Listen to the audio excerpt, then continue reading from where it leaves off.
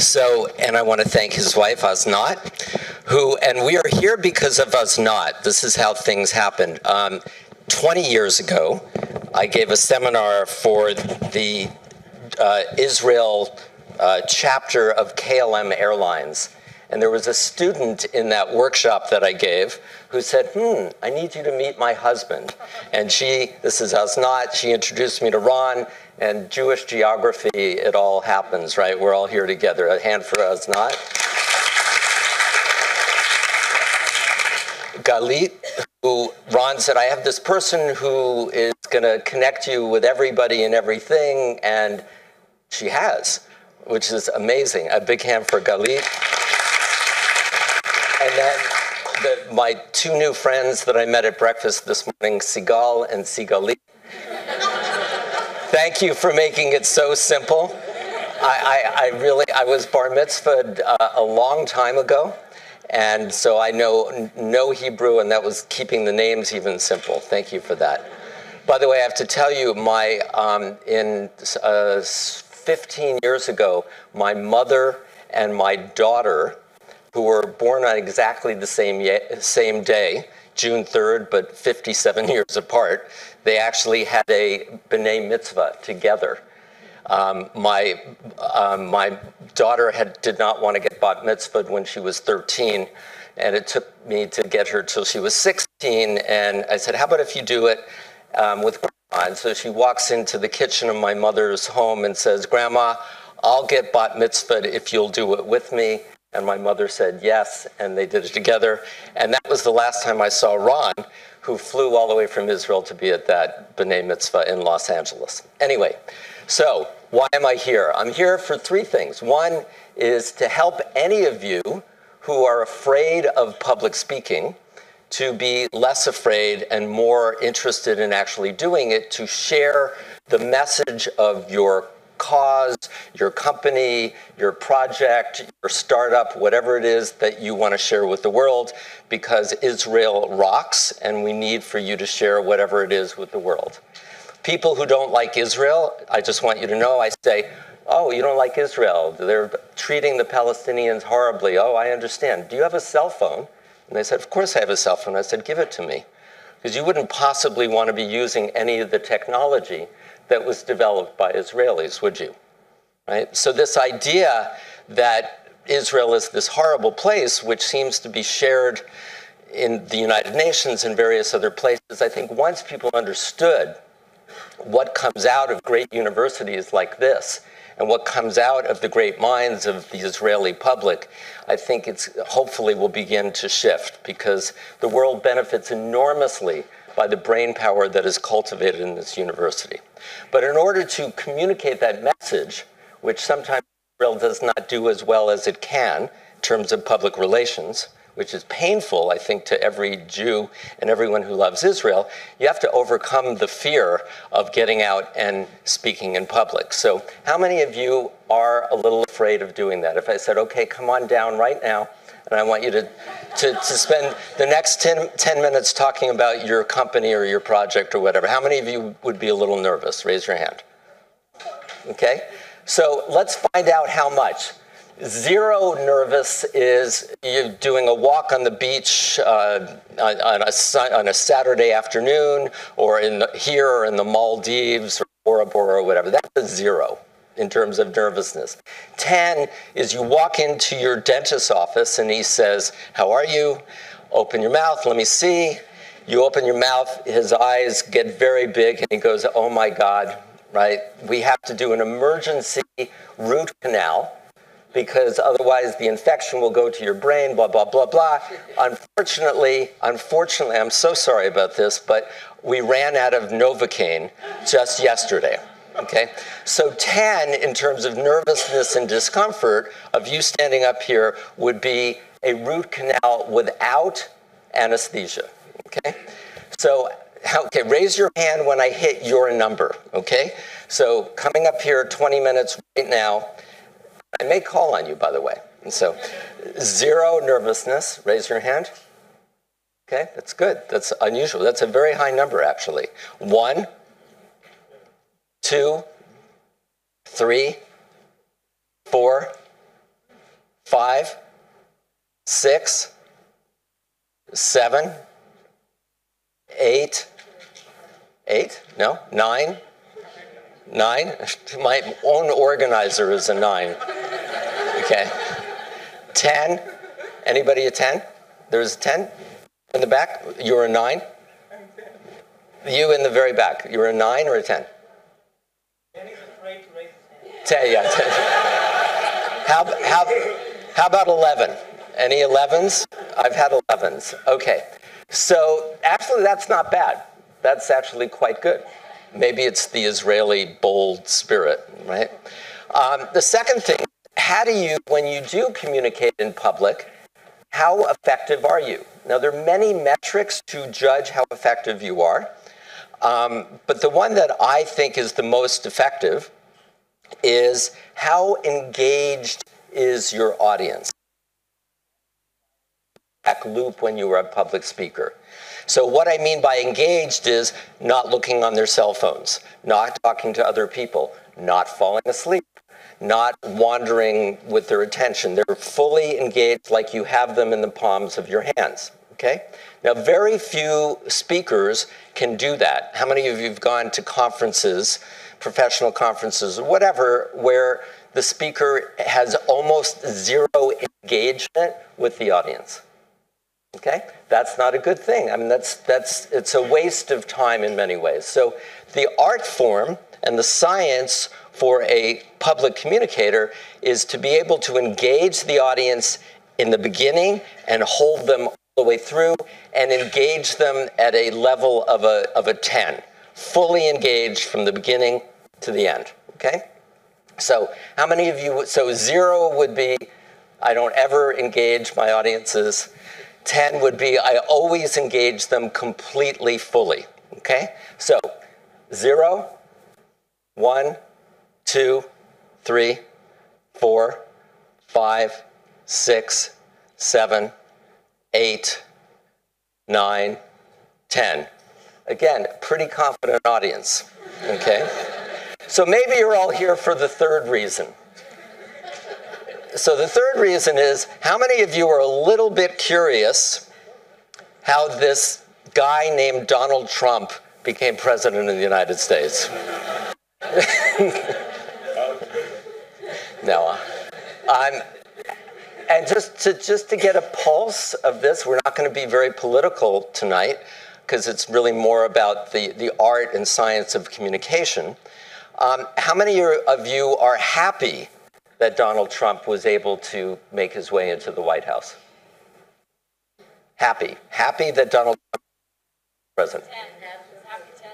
Happy, yeah, we won't do the number. Well, we could, let's do that. Good suggestion. Okay. So it's like Pharrell Williams, you know, the happy song, okay? So that would be 10. You're super happy. I'm happy, Pharrell Williams, right? Then 5 would be so, maybe it's okay, maybe it's terrible, I'm not so sure. 0 is, oh my, okay? So just, where are we? This is curious for me. Okay, so 10, super happy Donald Trump is president of the United States. Okay, cool. 9, 8, 7, 6, 5, 4, 3, 2, 1, 0. Hold on, keep your hands up for 0. I want to know who my friends are in the audience. So I would be a negative 10, okay? But I predicted it. I predicted it for in two articles in the Huffington Post. One was an article I wrote in August or September talking about how Donald Trump, this is August or September of 2015, when he just announced and he was running against 16 Republican senators and congressmen and governors. It's like, there's no way in the world. People were laughing. Who is this guy? And I said, no, no, no, no. We're going to talk about 7 secrets. And one of the secrets is the 4 languages of human communication.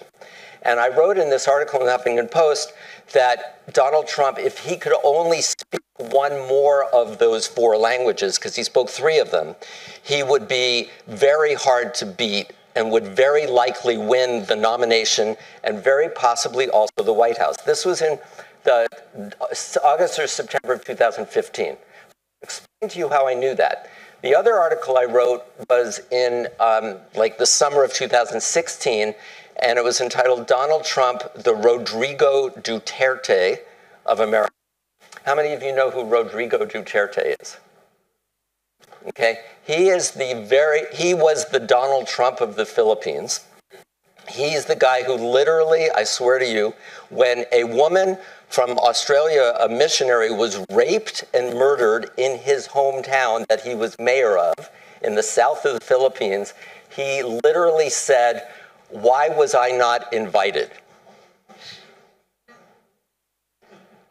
And then when they said, "Oh, certainly, Mr. Mayor, you did not mean that," right? "Why were you invited to the rape and murder of this woman?"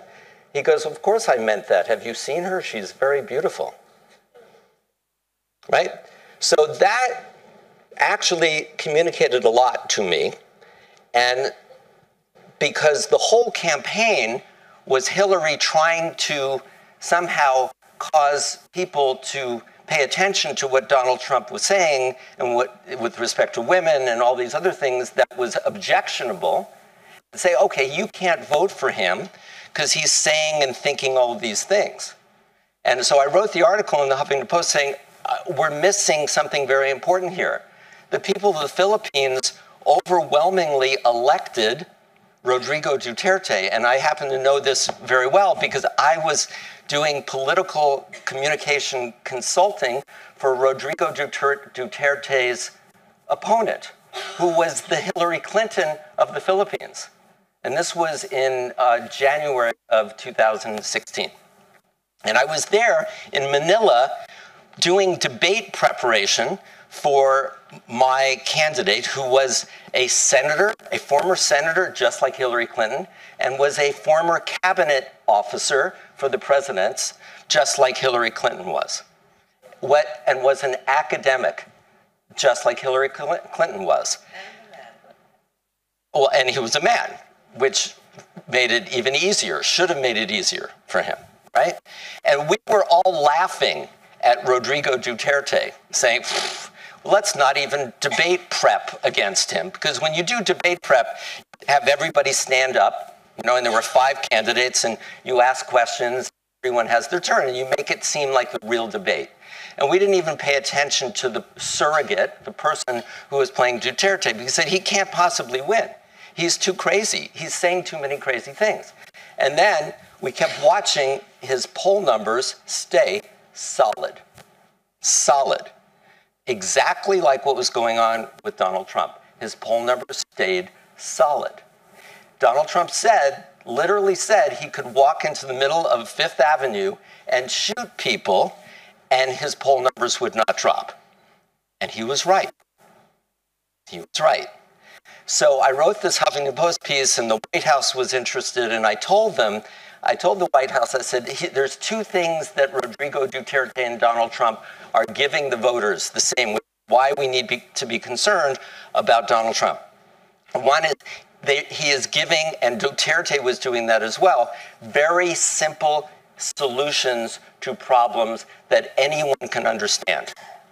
We're going to build a wall, we're going to keep Mexicans out, we're going to keep Muslims out, we're going to make America great again. For any of you in PR, that is phenomenal messaging, right? It's everybody in the country could understand that, no matter your level of education. What was Hillary doing? I don't even know.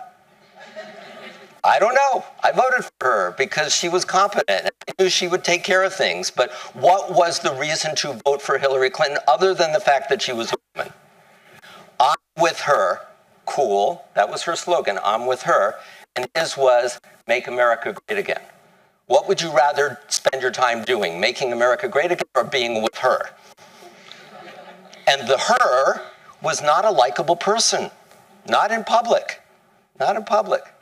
Have any of you met her in private, Hillary? She's lovely. She's far more loving in person, you know? So that was one thing. The other thing, and this is incredibly important when we look at history, like Adolf Hitler or any demagogue, any totalitarian leader. Glorious promises, and this is what I wrote in the Huffington Post and what I told the White House. I said, anyone who makes glorious promises with supreme confidence is going to overcome rationality. Because people are going to be emotionally invested into that set of promises and that vision. And that is exactly what Donald Trump did. Now, I was screaming on Facebook and on the Huffington Post and everything and said, he can't build a frickin' wall. He's lying to America because he can't build it. Look what's happened. It's not being built. If he wants to pay for it himself, it'll be built. But the United States Congress is not going to allow a wall to be built. And, oh, by the way, Mexico is not going to pay for it. Maybe Israel's going to pay for it, but no one's going to pay for it, right? And he couldn't just repeal and replace Obamacare. So we have a constitutional system where the president can't do those things. And I blame the news media. For any of you who are upset about what happened, I blame the news media for not properly educating people on what civics is. This is how things get done. This is how things don't get done, right? So that's just kind of the political context. Okay, so we're going to explain a little bit about the Donald Trump magic. And I do believe that he will not finish out his term. Okay? But it's really, really, some of you hope so, some of you don't hope so, right? I mean, but it's really, really tricky because he literally, just so you know a little civics, he literally could stand in the middle, right now as president, in the middle of Fifth Avenue, take out a machine gun and do what that guy did to the Congress people on the baseball field, I don't know if you saw that, and shoot down everybody on Fifth Avenue that was walking down Fifth Avenue, and he still could remain president. The only judge and jury that is allowed to judge the President of the United States is the United States Congress. And it's now controlled by Republicans. And unless 67 of the 100 United States senators vote to convict him if he is impeached by the House of Representatives, sorry for all the civics, but just, you know, there's a lot going on here. This is like Watergate times 10. Because then you also have Russia, and you've got all sorts of things, right? But it's highly likely now, as long as Donald Trump's popularity with Republicans in the Congress, in the congressional districts and Senate districts, as long as the Republicans like Donald Trump, the Republican senators and the Republican members of the House of Representatives will not likely vote against Donald Trump, because otherwise they will lose. What's politics all about? It's staying in power. They will lose in their primaries coming up in 2018 and 2020. So we can talk more about that. I mean, I love the politics of this and the law and all of that. But let's talk about the communication, okay? So I wrote a book, a coffee table book, which I would love for Tel Aviv University to teach with, because it's the 20 greatest inspiring speeches of the 20th century. And I put some Jews in there.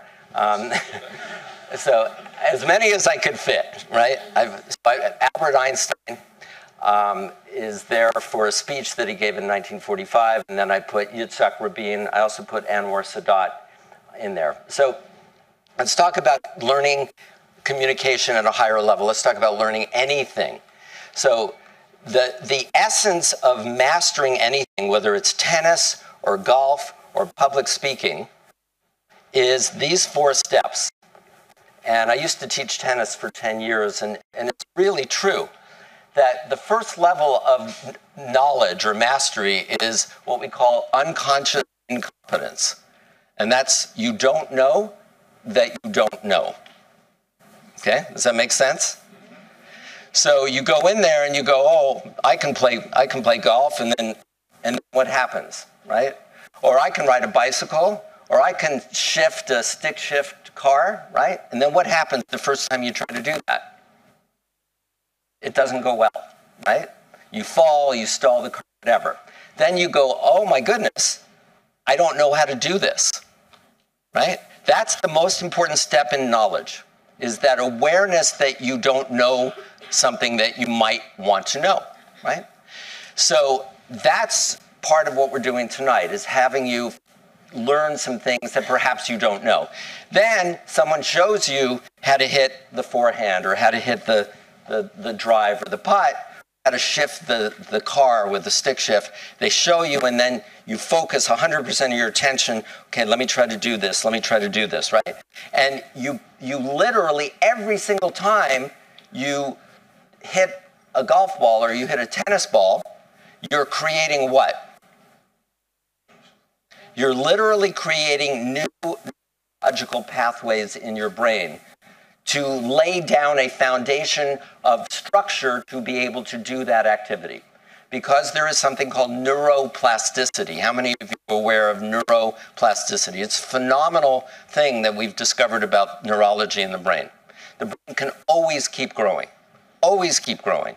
And that's why continuing education is so incredibly important. In fact, my mother just gave a TED Talk entitled, at 87, she's now 88, and the TED Talk is called It's Never Too Late. Because, and then ... until it is. Right? It's very poignant. Because at the age of 57, she finished her bachelor's degree.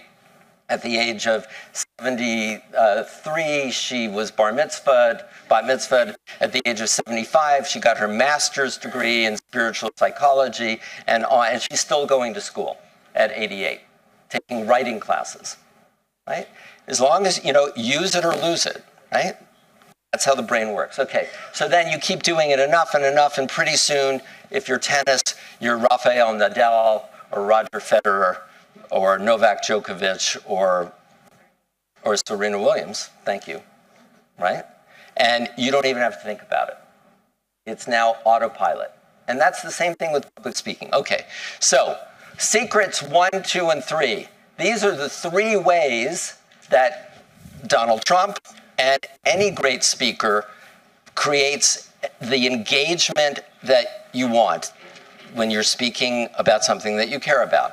So it's through words, it's through voice tone, it's through body language. So I'm going to surprise you here, probably, maybe not for some of you who may have studied this, but when you are communicating one-on-one or one on a million, there is a certain ratio in terms of how these 3 things make a difference, make an impact, create a first impression, right? So you're up there speaking, and people are listening to your words, they're listening to your tone of voice, they're watching your body language, and they're making decisions, aren't they? When you see someone speak, you're analyzing, do I like this person? Do I not like this person? Do I trust this person? Do I not trust this person? Do I think this person knows what they're saying and they're very smart? Do I think that they're making it up? They're not really that smart. Do I want to do business with him? Do I don't want to do business? Do I want to invest in this person's idea? Do I not? All of those things, right? Do I want to vote for this person? Do I not?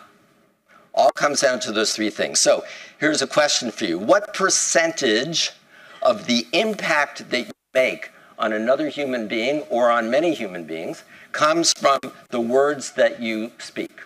So 50% or more? 50% or more, 40 to 50, 40 to 50, 30 to 40, 20 to 30, 10 to 20, under 10.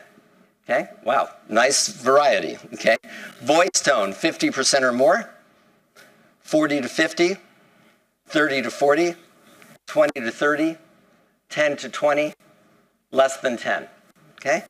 Body language, 50% or more. Some of you are over 100%, I'm counting. Okay, 40 to, so university, 40 to 50%, 30 to 40, 20 to 30, 10 to 20, under 10.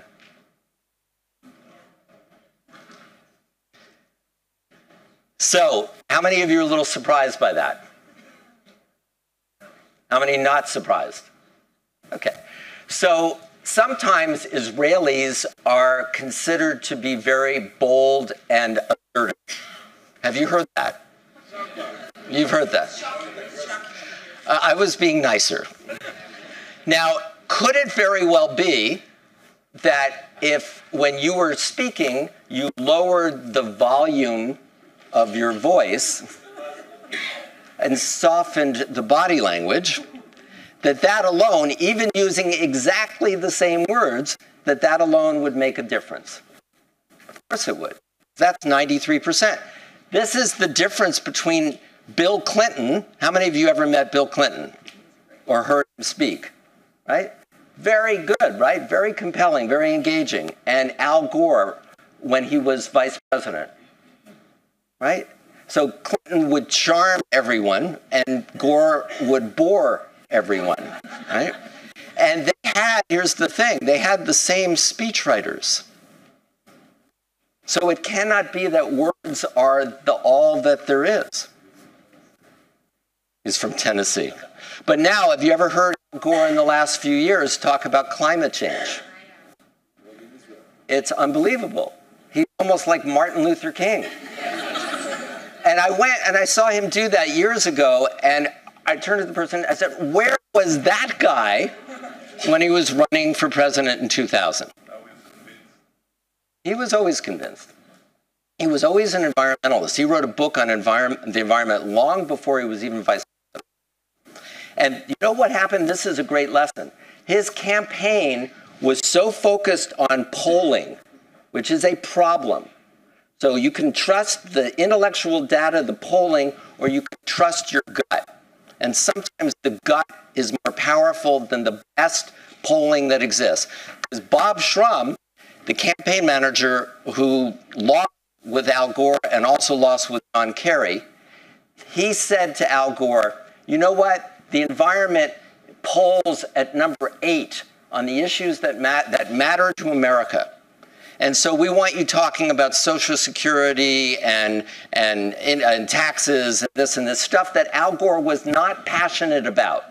So all we saw was a robot who was talking points based on poll-driven data, as opposed to let him talk about something that he cares about so people could see his humanity and his passion. That's why he lost. You know how many votes he lost by? He lost. The Supreme Court had something to do with that too. But in 2000, do you know how many votes he lost the presidency by in the year 2000, Al Gore? 537. Basically twice the number of people in this room determined the United States presidency because they didn't like Al Gore because he wasn't authentically passionate about things that he cared about when he was on the campaign trail. You meet Al Gore in person and he's, again, very different. You know everyone, don't you? Okay, good. There's another thing. So if you're not interested in politics, tell me if this is true in Israel. It's true. I've taught in 51 countries around the world, and I think it's true everywhere. It's Thursday night, it's Friday night, you're getting ready to go out, big night, you have to go to a party or a play or a movie or dinner, whatever.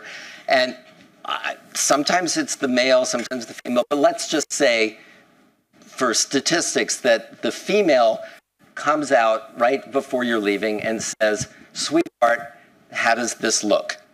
Okay, raise your hand if that's ever happened. Okay? Now, maybe it's the male who says, sweetheart, how does this look? But generally, I have found that it's the female saying that. And generally, I find that the male doesn't really understand this. Okay? And so the typical male response, again, I'm generalizing. The typical male response, it looks great, sweetheart, let's go. Raise your hand if you've ever said that or done that. Okay? And then very often the female says, no, no, no, really, really, how does this look? And so some cognitive dissonance, crazy stuff goes on in the male brain and says, I know she speaks English, or I know she speaks Hebrew. I just said it looks great. And literally the male brain and many people tend not to understand that what was really going on was 7% was saying what? It looks great. And what was 93% saying? The voice was saying, I really don't what? I really don't care, right? And that was 5 times more loud than the words. And if I say, yeah, looks great, let's go. Where's my focus? My focus is that way, not on you. So a helpful hint for tonight, tomorrow night, whatever, just say, and your wife is talking, just totally, this is what Bill Clinton does, focus, and say, and then totally take an extra moment, scan, absorb it in, then take an extra moment and be strategic to say what not to say, but at least you're acknowledging and your voice tone and your body language are going to be connected. That's incredibly important. I did a 2-day course in New York, and I suggested that people listen to their spouses in this way. I call it full body listening, right? And I suggested that they try that at home. And one CEO goes, I'm going to do that. I'm going to do that. So the next morning he comes in and I go, hey, Mark, how was your evening? And he goes, we had a really good night. So this could be more than public speaking that we're talking about. Okay, so Donald Trump, the words were not sophisticated as Hillary's, right? But they were easy to understand, weren't they? They were really powerful and easy to understand. The voice tone, Hillary, sometimes when she spoke, I called it screeching. People said, oh, you're being sexist. You're just saying that because she's a woman. I said, no. Howard Dean, if you remember Howard Dean, he ran for president, and he was screeching, and it ended his campaign, and that was a man. And the body language, Hillary, her body language when she was speaking was okay, but Donald Trump's was phenomenal. Phenomenal. Because Donald Trump would stand behind a podium, no teleprompter, no notes, and he would just have a conversation with 20,000 people, right? He'd go, and we're going to build a wall, yeah! And then he would engage in actual conversation. And who's going to pay for it? Mexico! I mean, it was all fantasy land. It wasn't true at all, but people loved it. And that body language of having a conversation was very powerful and connecting. And the one thing Hillary Clinton, unlike her husband, did not do was connect. I mean, she's married to, occasionally maybe even spends time with, the greatest connector ever, right? And she wasn't able to do that. Okay, so very quickly, some things. Most important thing to know about words is not to use technical jargon that other people in the audience might not understand. We're all very smart in this room. You've got all these tech ideas, for example, but if I'm sitting in the audience and I don't fully understand every single thing you're saying, I'm going to disengage. And I'm going to feel embarrassed. I'm going to feel shy about it. As opposed to, you can use a term, say, now let me explain what that means and why it's important. Ah, thank you. And hopefully teachers here do the same thing. Right? One of the lessons we learned from Donald Trump is if you make your language easy to understand, people will be more likely to pay attention to you. It's very simple. But the most powerful thing about words is the use of stories. The 6 most powerful words you can ever say when you're giving a speech are, let me tell you a story. Stories make the world run. What is the Old Testament? It is a bunch of what? Stories. What is the New Testament? A bunch of stories. What's the Quran? What's the Bhagavad Gita? It's all stories. That's what makes a great speaker, is the ability to tell stories. How many of you have kids? Okay? Did your kids ever say, forget the stories this week? No, what'd they say? Mommy, Daddy, Abba, Ima, tell me a story, please. I promise I'll go to bed. I promise I'll brush my teeth. Just tell me a story. Yes or no? Raise your hand if that's ever happened. How many of you love stories, right? Have you ever watched a movie? The city I live in, we make our living off of telling stories. Hollywood, that's what Hollywood is. It's a storytelling factory. Okay, so voice time. This is really important, 38%. Okay? Let me just say one thing about that statistic, the 7, 38, 55. It's very controversial. And even the professor, a guy named Muharek at the, Meridian, that's it, I'm sorry. At the University of Pennsylvania, in 1968, he actually went back on what he said. He said, no, this doesn't apply. So, I'm sorry? He said that he's mortified by the results that he's talking about. He said he's mortified by the results, but I have to tell you, having taught tens of thousands of people, that those statistics are accurate from my clinical experience. My clinical experience, they're different. It's 60-40. 60-40 what? 60 for body language, voice, and eye contact, and 40% for words. That's what most researchers do. Okay, so I would be very happy to have a long conversation with you about that, okay? Because, again, I've been doing this for 30 years in 51 countries, and I've had in every single country, and maybe we can have time to do this, situations where if you change some words, right, you can then viscerally measure and visually measure the impact that that change has on the audience. And then when you change voice tone, it's a huge difference. When you change body language, it's even bigger. So that's, I mean, I'd love, is he still alive, the professor? I'm not sure, but I can tell. Okay, well, let's talk. I mean, again, I don't believe everything I read, right? Right. Okay, good, we'll talk. So, and maybe we'll have a chance to demonstrate that. So, we both agree that the nonverbals are almost always underplayed by people who are giving speeches. The focus is on the words, the words, the words, the words. Right?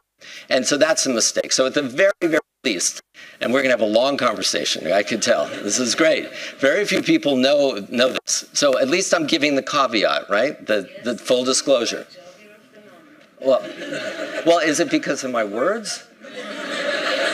It's all the words? So hold on. Okay, so voice tone, what makes voice tone really important is that when you are speaking and you have some degrees of variation, that... It has to be a combination. Okay. Let me give an example.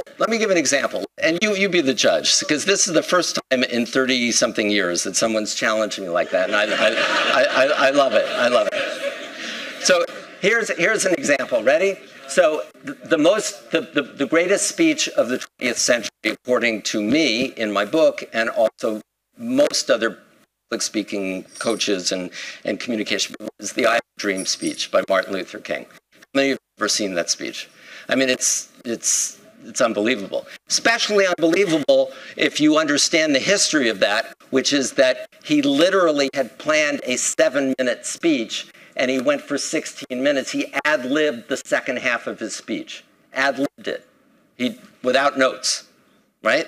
So one of the great parts was he went like this. I'm going to give you 2 variations. One with very bad body language and voice tone, and one with better, okay?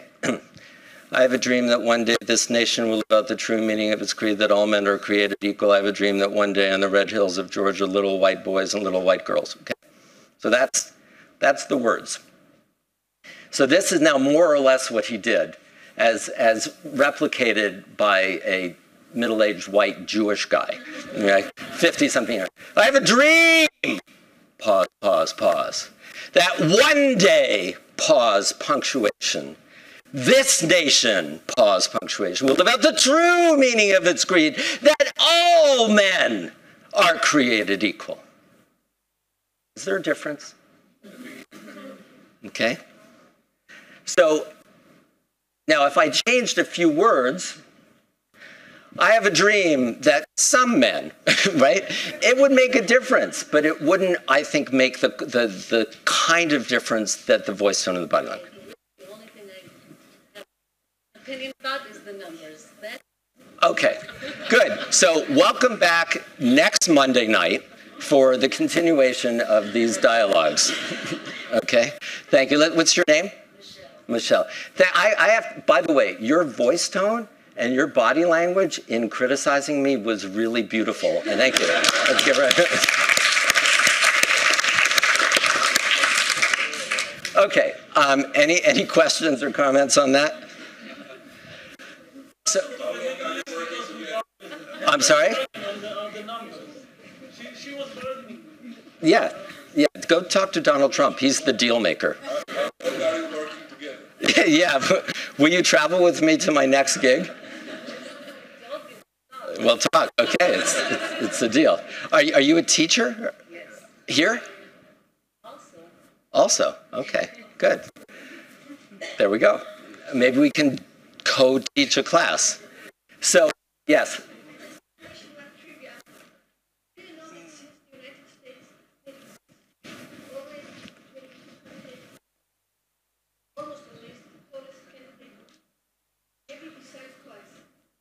Well, and that would go to what? What she's saying is that in the United States, which different kind of elections than here in a parliamentary system, the taller candidate has all but 2 times 1, right?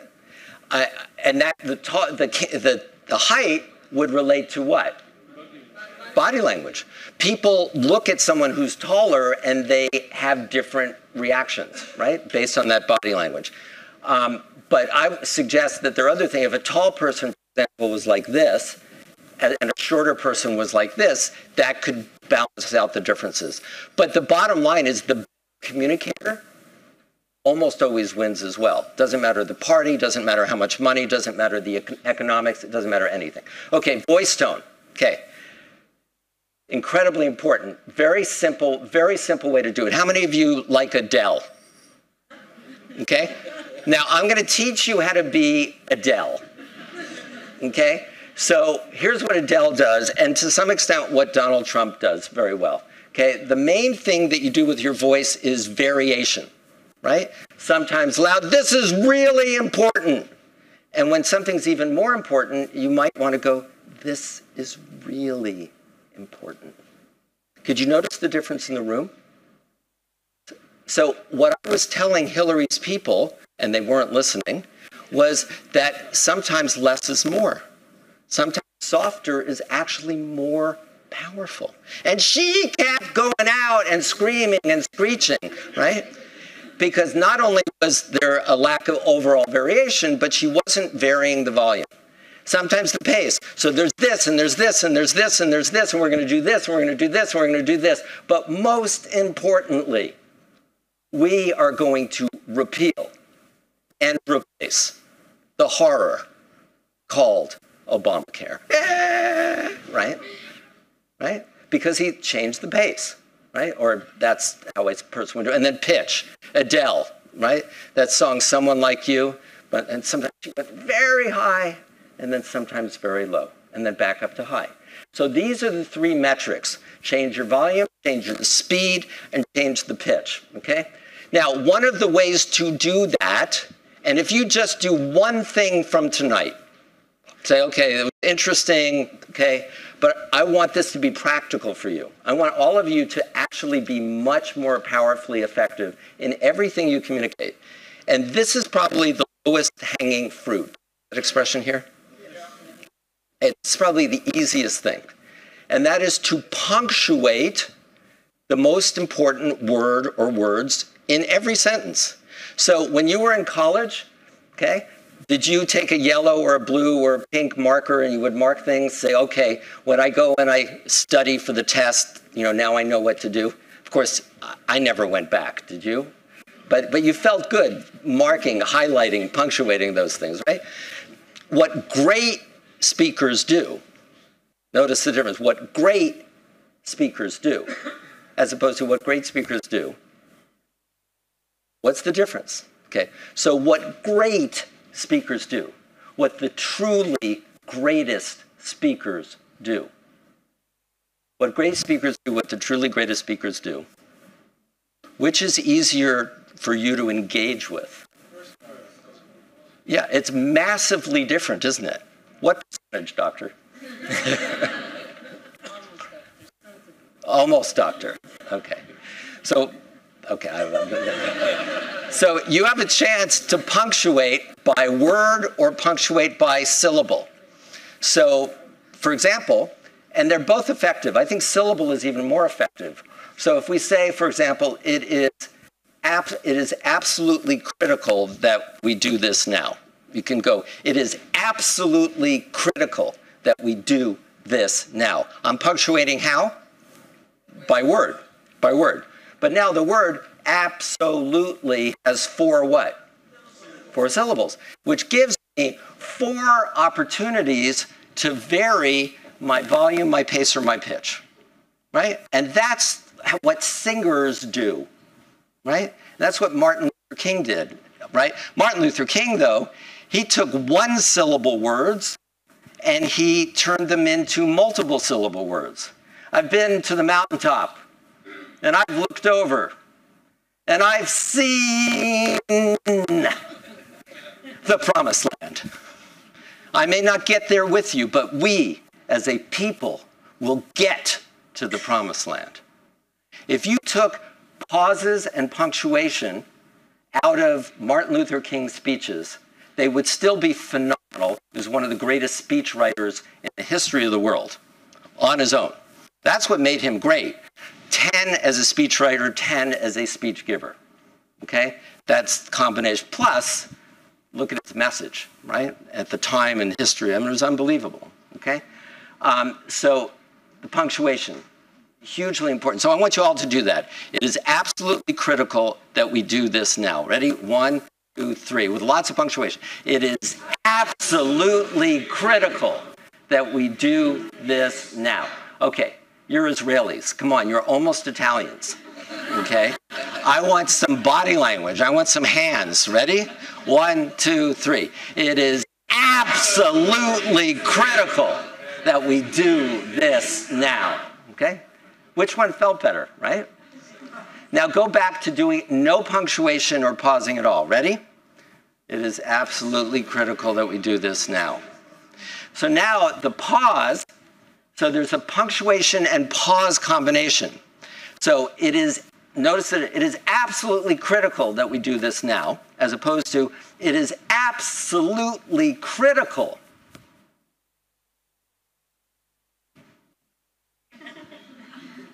that we do this now. Now, one of the things that really makes the greatest speakers as great as they are is this thing right there. People do not understand the power of the pause. There's a saying in music that God lives between the notes. That empty space is God's space. And when you watch a really great speaker, you're going to notice punctuation and pause, and it's very much like a roller coaster. The more punctuation, it's like you're taking that ride up the roller coaster, and now you get a free ride down. Because without the punctuation, the pause is more difficult.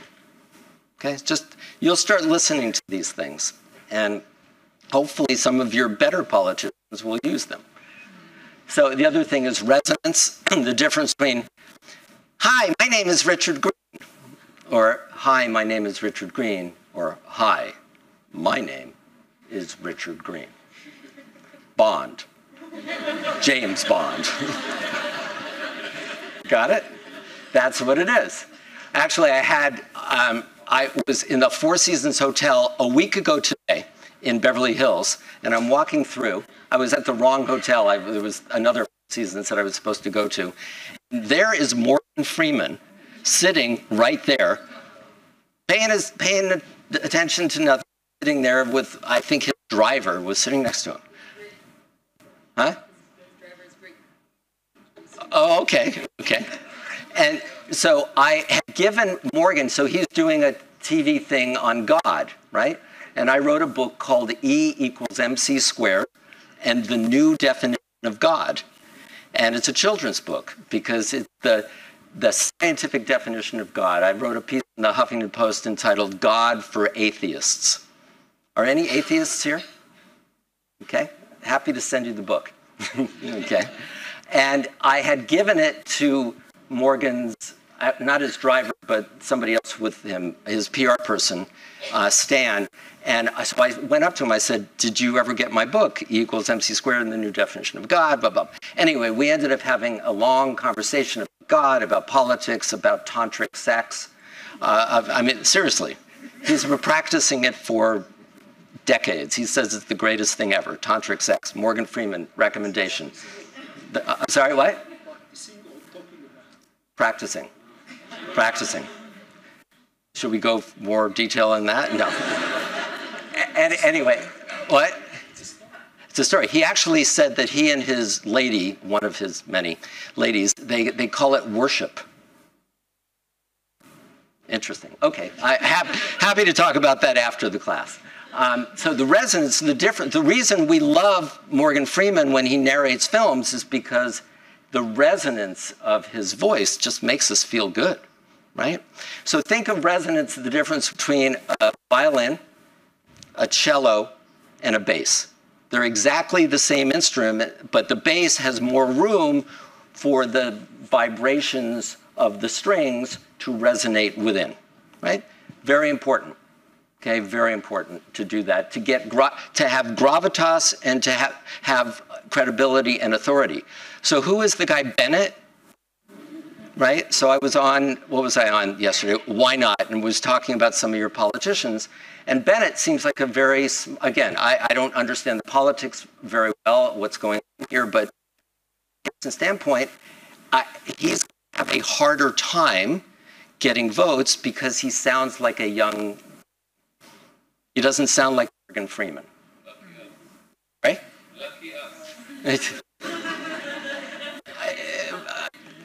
I'm sorry, what do I say about women? Yes. Great. Well, one of the greatest, if you look on this, you can't see right under where it says secret number 2, you can see an African-American woman. Her name is Barbara Jordan. She had the best voice tone of probably any member of Congress in the history of the United States. And it was because of that voice tone that Richard Nixon, in part, actually was forced to resign because of a speech she gave on the Watergate Committee in 1972, and she delivered it with such power and eloquence and great resonance that everybody in the country stopped and paid attention. But it is harder for a woman to have that kind of effect. But there are women that have that. Diane Sawyer, for example, is a journalist. But again, women have many disadvantages and many in communication and many advantages, right? Voice tone can be a disadvantage, but you can neutralize that by just practicing, just like Adele. I mean, what makes a great singer is they work on their voice.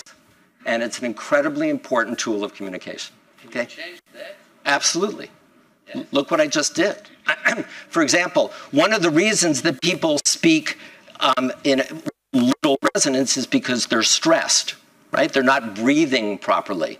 So if you, hi, my name is Richard Greene. Hi, my name is Richard Greene.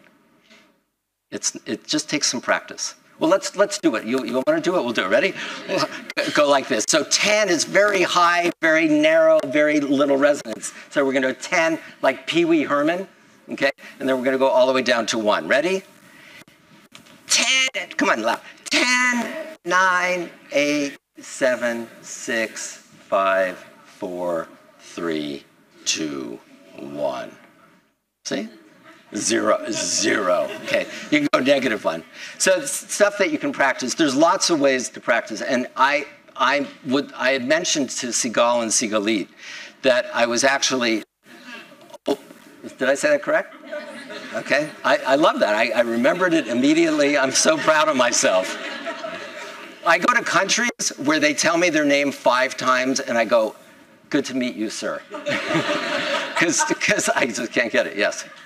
How does it relate to the natural pitch person? Like if somebody has a lower or higher pitch, it's easier to work on their resonance. Right, but the point is variation. So if you have more high pitch, you want to develop the low. If you're more tuned to the low, you want to develop the high. You want the full 88 keys on that keyboard.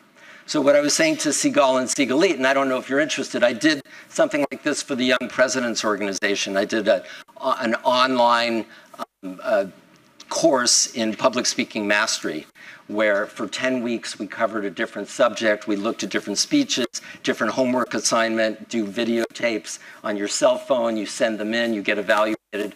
So if that's of interest, I would be very happy to do that as an exclusive thing for the Tel Aviv University alumni. If you want to go deeper, it's genuinely frustrating for me because I could spend an office all day just covering this, right? And we're already probably running behind, so I'm going to move fast. But I'm here for you, either here or in Los Angeles, if you want. Okay, so that's so body language, really quick. Important to understand the body never, ever, ever, ever lies in its initial reaction, right? Because the initial body reaction to anything is going to be coming from the subconscious part of the brain. Some people are very good at quickly overriding that, right, to manipulate their body language. But for example, there was a great moment of body language when Mr. Trump and his wife were here, right? It's like, right? How many of you saw that? That's pretty unmistakable. I mean, you can try to spin that all day long, just like people tried to spin when he pushed away did you see that when he was in Europe? I'm sorry, it is what it is, right? I mean, if it walks like a duck and quacks like a duck, it's a duck. And that body language speaks for itself because the body, 55 or so % is communicating things. So it never lies, it always speaks first. So, hey, I've got the really important thing I need to be done by the close of business on Tuesday. Can you do it? Sure. What's the real answer? The answer is no. The answer is I'm not sure. Okay? So, quickly, posture. Okay, standing up tall. Donald Trump has actually pretty good posture. He did when he was a candidate. He seems to have gained a little weight. Not playing enough golf, I guess. Eye contact, the most important thing about body language. So when I started teaching public speaking, the normal way to teach public speaking was to look over the heads of the audience. And imagine, you've heard this, yes? And imagine that the people in the audience are what? That they're naked.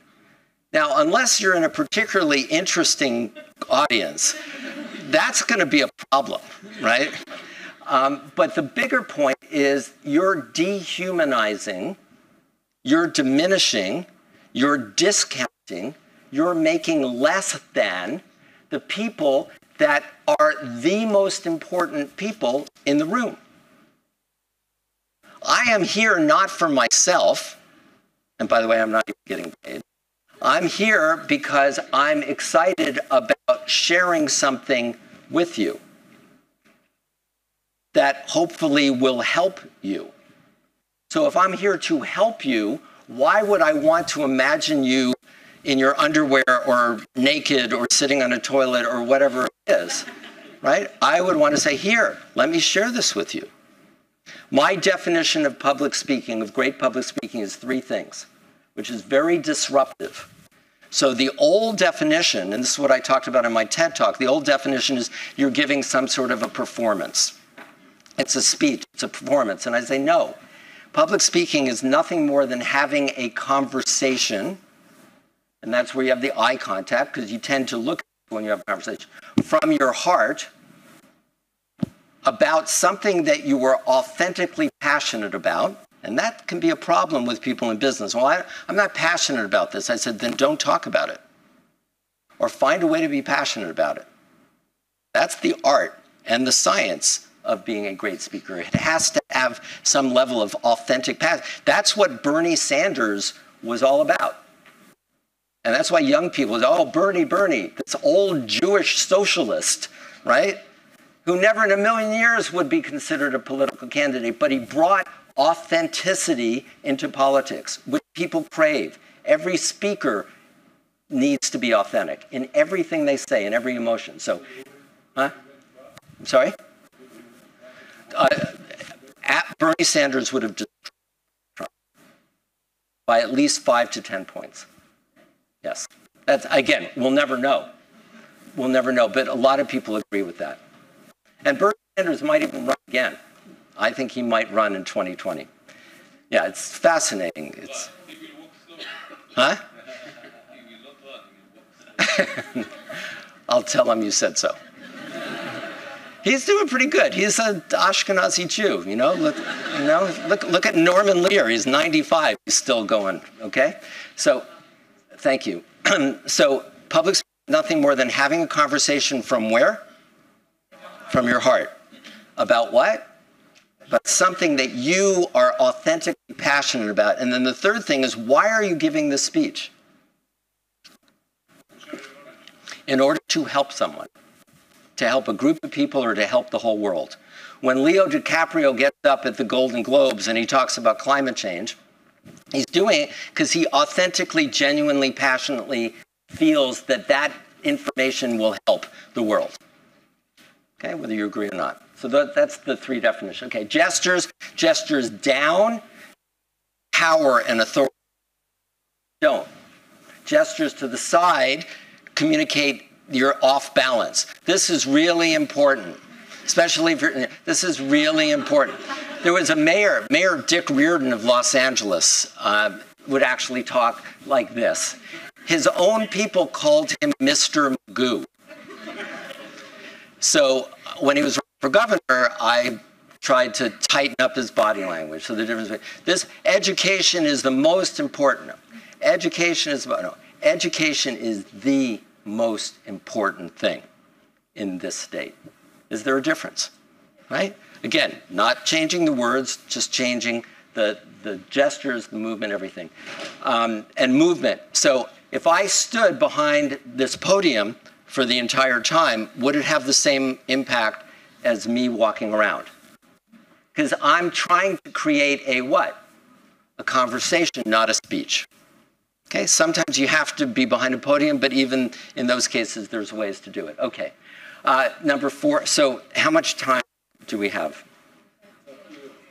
That's not, no, I want to respect people's schedules. 10 minutes, okay.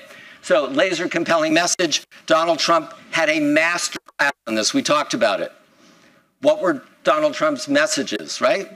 Build a wall, keep Muslims out, make America great. Okay, what was Hillary's laser compelling message? I don't know. It's amazing. So many smart people in the Democratic Party, and they couldn't figure this out. Okay? So this is incredibly important for branding your company, your project, your whatever. What is that laser compelling message? What's the one thing? What's the provocative headline about what you're doing, what your company is all about, that's going to get people to ask the question, tell me more. Okay? So this is how you write a speech.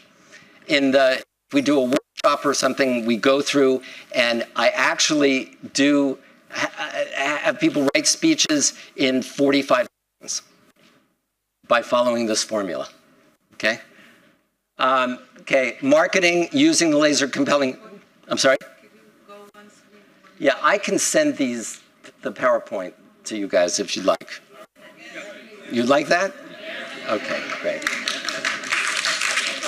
Happy Hanukkah. Okay.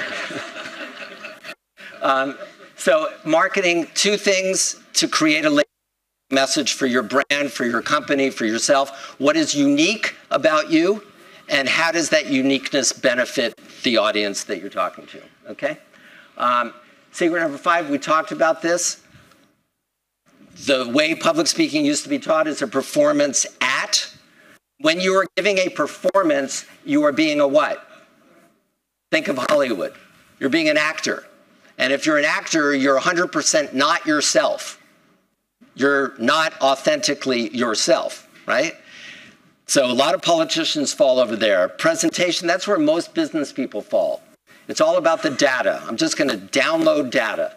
Here's the quarterly returns, here's the data, here's the metrics, here's the this. And you feel like you've done your job, but you have not. Because your job when you give a speech or you make a presentation in a boardroom or any other place is to bring yourself into that. It's that combination of the information and you and your perspective. It's not just the data. Now, right, didn't used to be, most of us are old enough to remember when we didn't have the internet, but now if it's all about data, put together a PowerPoint, hit send, and then go play golf, right? But the reason you are in that boardroom is to bring your personality, your unique snowflake DNA personality, never again to exist in the history of the universe. Every single human being is completely unique, an unrepeatable experience in the history of the universe. That's who you are. And that's what you bring into every speech that you give. That's what Dr. Martin Luther King did flawlessly. That's why we celebrate him.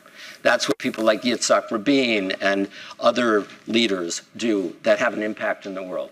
Okay? And where the Martin Luther King, the John F. Kennedy, and the Ronald Reagans, and to a very large extent Donald Trump, where they do well is by having a conversation with. I mentioned it.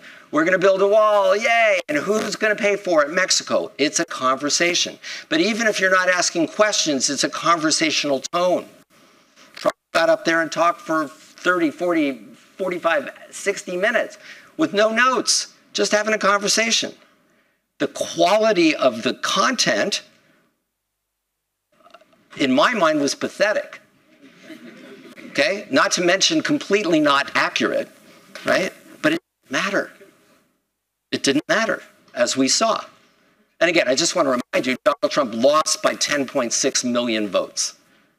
10.6 million people voted for Hillary or Gary Johnson or Gil Stein more than Donald Trump. But because of our crazy electoral college system, he's in there. Yeah. All the examples the debate, that is Hillary won the debate. Yeah, look how much it mattered. So understand that his conversation was better and his presentation was better. When he would do, so there were 3 debates, 90 minutes each, right? So that's 4.5 hours compared to 18 months, right? But even, again, when you win, most people who analyze these things are looking at the, right? Oh, he won with the content. I'm looking at the nonverbals, right? Even in the non-verbal, I was studying in a course named Becoming a Politician. And I was told by Steve Jobs that to be angry and to be rude is not something that a politician needs to do if you want to be elected. Right. Right. So 2 things. First of all, people who believed in Donald Trump were so desperate for something that was disruptive that they didn't care about the traditional things, right? They were just happy. And they gave him every opportunity to make mistakes because they believed in who he was and that he was going to be this hammer, this bludgeon to politics. So his margin of error was massive. Hillary's margin of error as an establishment politician was like this. But to the point of your professor, I say anger can be, in general, you want optimism, right? Ronald Reagan, John F. Kennedy, we're going to go to the moon, we're going to work together with the world, Barack Obama, hope and change. You want optimism in general, but and this is a message that people don't understand, far more important than optimism is authenticity. Now, if you can have both, then it's an incredible combination, right? So if someone is angry I want them, when I'm coaching them, I want them to be angry. Let's talk strategically about maybe how to moderate that anger, but I don't want you to shut it down, right? And if someone wants to cry, right? Hillary, the most powerful moment she ever had as a communicator was right before the New Hampshire primary in 2008. She literally cried. She goes, I love this country so much. And people say, oh, it's BS. And I said, no, you watch the body language. It was real. And if that Hillary had shown up at all in this campaign, she'd be in the White House. A little too late. Just like Al Gore did. I know, it was all that. I know, I can't even go there anymore. Okay. It's just I've been angsting about this for so long. Okay, so secret number 6, real quick. 4 languages of communication. If you speak one of them, you're horrible. 2 of them is average. 3 of them is excellent. 4 of them is Bill Clinton, Martin Luther King, Oprah Winfrey. It's extraordinary. So here are the 4 languages based on neuro-linguistic programming. The visual part of the brain, fast, high energy, excitement, creativity, right? That's people who say, hey, how you doing? It's good to what? See you. That's the part of your brain where you see things. Good to see you. And it operates like the speed of light, very fast. So think of Robin Williams. He's the ideal example of that. God bless his soul, right? Pictures, movies were streaming into his head so fast, he could hardly keep up with them. That's a true visual communicator, okay? But also, people have vision. That's important. Then the question is, can you communicate what you're seeing, what you're feeling, what you're thinking in a way that people are going to be interested, right? Bill Clinton, incredibly good at that. Ronald Reagan, incredibly good at that. Just the ability to be articulate, and because how things sound, both in terms of words and voice tone, are important. People are auditory. Visual people care about how things what? Look, a visual person is going to buy a car because what? It looks good. And more importantly, they look good in it. A visual person is going to spend much more money on clothes and on just, grooming and all of that because they care about how things look. Auditory person is very careful about how they sound and how effective they are at communicating things. But an auditory digital person, that's Albert Einstein. That's Stephen Hawking. That's most college professors, or many college professors, or lawyer professors of anything, right? It's all about being analytical and detailed.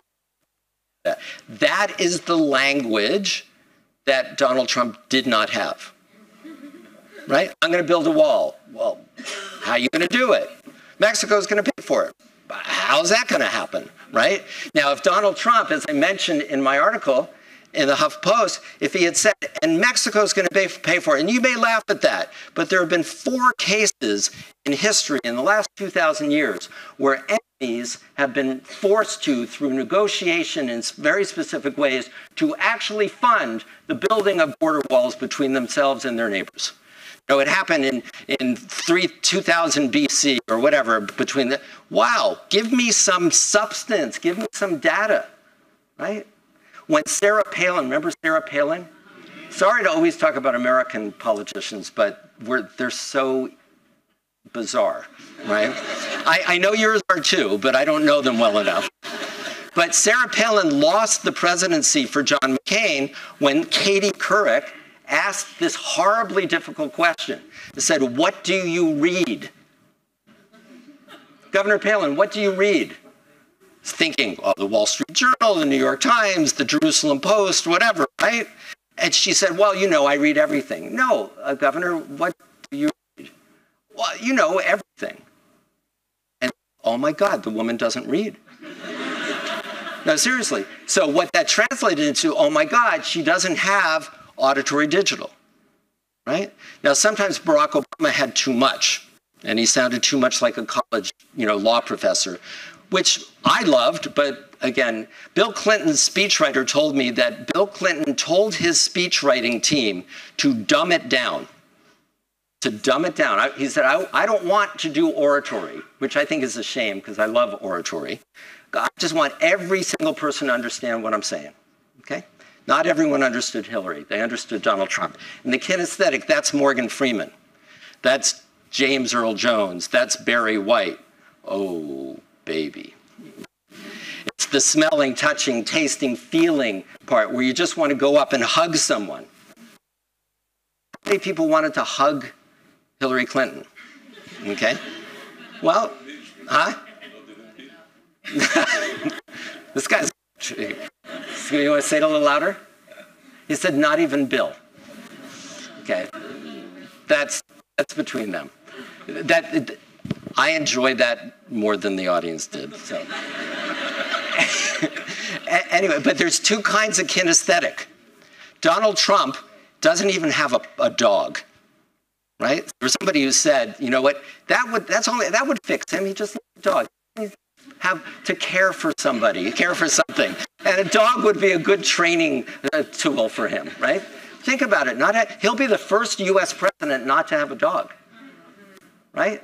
So he doesn't have that soft, touchy-feely kinesthetic, but he has that, we're going to get them, we're going to kick China's butt, and we're going to stand up to NATO, and right, all of that. That's a different kind, that's a football player kind of kinesthetic, and he has that. Okay, so that's that, and it's all like 88 keys on a keyboard.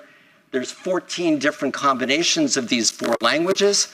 I had the thrill, one of the thrills of my life, to be invited to lunch, a private lunch with Princess Diana in 1996 in Kensington Palace. And right at the same time that Yitzhak Rabin's wife, what's her name? She was also in London at the same time. And I spent a couple hours talking to Diana about overcoming her fear of public speaking. And what I learned is that Diana still can't believe she's gone, was a 2-language communicator.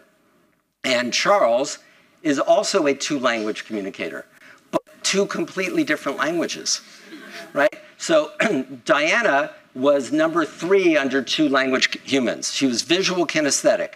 So she cared a lot about how she looked. She was very, high energy and big picture and wants to save the world and the children and all of that. And she was very touchy-feely, very emotional, very vulnerable. Yes? She was not very articulate and she was not very academic, right? She didn't have those middle languages, right? Her favorite country was what? People's favorite places to go will mirror the languages that they speak neurologically. So what country is visual, lots of things to see, lots of energy, lots of excitement, and lots of great food, lots of great art, lots of great opera? Italy, right? She loved Italy because it was the opposite of England, right? So Italy is a visual kinesthetic country. Charles is auditory digital. That's number 4. Iceland is so beautiful, though. You have to go. But also this country called the United Kingdom, right? So Charles would be talking about the history of the British Empire, and Diana would be talking about feelings and fashion and all that. And they had no connection. What's going on in your marriages? Anyway, just saying. But a lot of human connection issues have to do with literally speaking different neurological brain languages or communication languages. Okay, ending. This is the bottom line of everything. You can forget everything that I said. I hope you don't, but you could. And if you just committed every single time you got up to focus on, you know what, I've got something that I want to share that can help people. So this product, this service, this investment, this idea, this whatever, actually, I genuinely, authentically believe that it will what? It will help the people that are in the audience. Otherwise, I wouldn't be out here. And if you come from that place, and it's all about giving rather than, how do I look? I hope they don't judge me badly, right? You will overcome whatever level of fear you have, and you will be doing the thing that all great speakers do, which is having a what? Conversation from the what? Heart about what? Something that you are passionate about in order to help others. But it's all, this is the fuel. This is the driving force. And so Israel is such an extraordinary country filled with so many amazing people, and the whole world, if they only knew the story of what goes on in this country, would be in awe of what goes on here and would try to replicate it and embrace our people and our country in ways that we haven't yet achieved. It's an honor to be here and hopefully to have helped in making that happen. Thank you very much.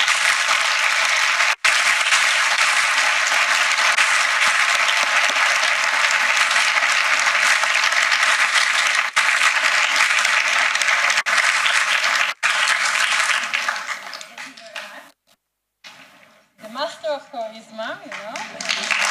And now we have something so. It's a pin of Tel Aviv University. So now you're officially a TAU friend. So thank you very much. Thank you so much.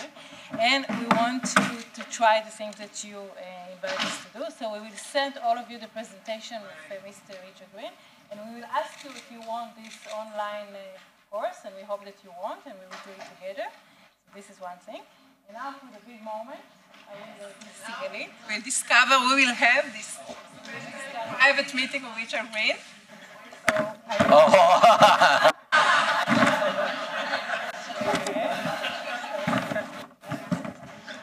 And the winner, Stern, Asgard. No way.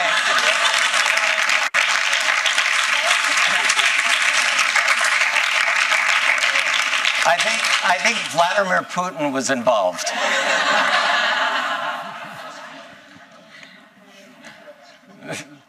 It's a pleasure. I can't wait to hear more of your comments. Yes. So let's start right now in 2 seconds. So what is it that you are most passionate about to share with this audience? Oh, I haven't thought about it. Oh, no, but it's not about thinking. It's about what do you care most about? If you could make one difference in Israel or in the world, what would it be? Just any difference. I want people to believe what really goes on here in our country.